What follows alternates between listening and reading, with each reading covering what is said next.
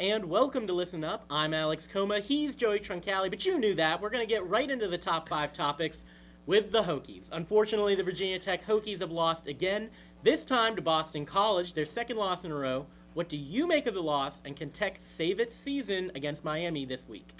Well, I'll start with the loss. What I make of it is that maybe this team isn't very good. I mean, let's just be honest. We won a lot of close games, a lot of games that were really toss-ups, and maybe we prematurely thought that the team was back to the Hokies of yesteryears, and I don't think that's where we're at this point. And it's clear personnel-wise to me why this is happening, at least on the offensive side of the ball.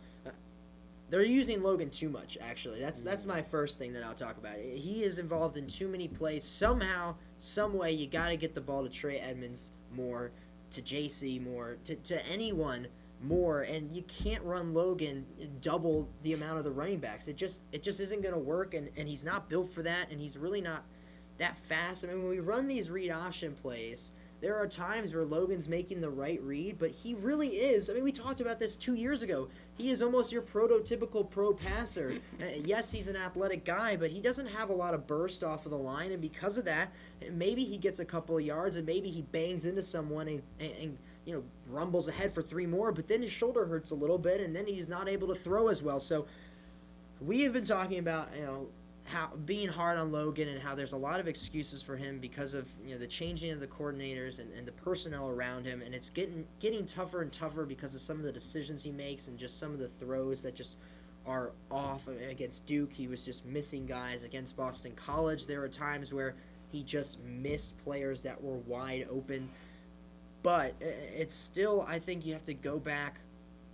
The coaches have to figure something out with this team before it's completely on Logan Thomas. Yeah, last week, I should say, Logan Thomas was the subject of my criticism. But I think that in lieu of a second straight loss where some of the same problems are evident once again, you really have to start looking at Scott Loeffler. I like a lot of what Loeffler has done, but when he came in here, he was selling very much we want a 50-50 balanced run attack. We shouldn't be running our quarterback. I can't emphasize how many times Scott Loeffler said we shouldn't be running our quarterback 20 times a game, and that's exactly what they've done. And they didn't for 2 weeks? Yeah, for 2 weeks. And then all of a sudden, you could even see it start to happen in the Georgia Tech game.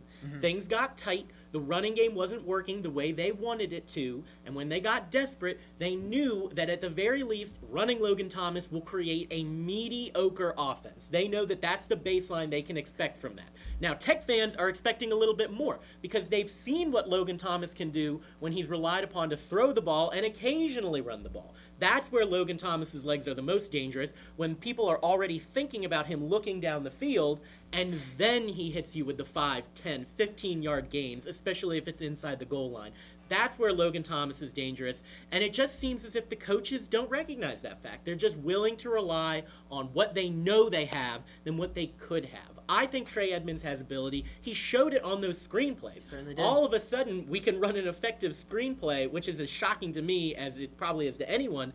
And it shows his ability, but they're just not utilizing it in the running game the way that you might like to see. Some of it goes on the offensive line, for sure.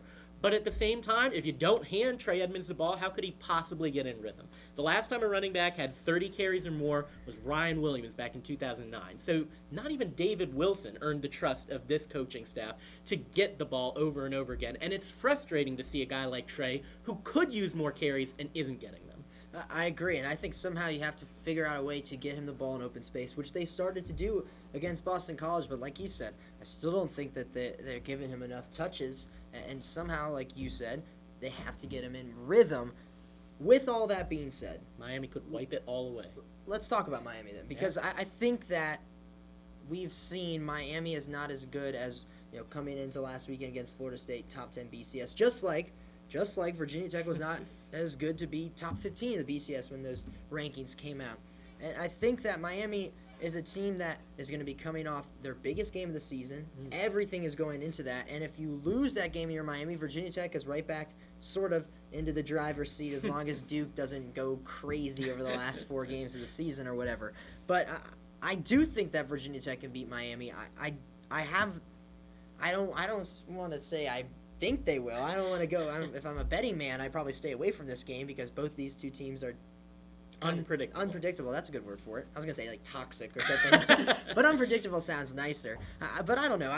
I really don't have a great read on this game. We were talking about it. I very easily could have seen us being Duke, losing to BC, and coming out and beating Miami after they lose to Florida State. A tough week. They put all their energy into that game. Now that Tech's lost 2 in a row, I don't have a good read.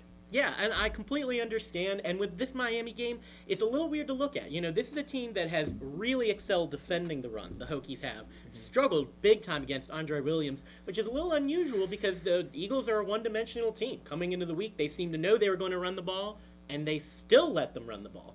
And with Miami, they're very much a run-oriented team as well. They want to take the pressure off Stephen Morris, who hasn't looked great in recent weeks.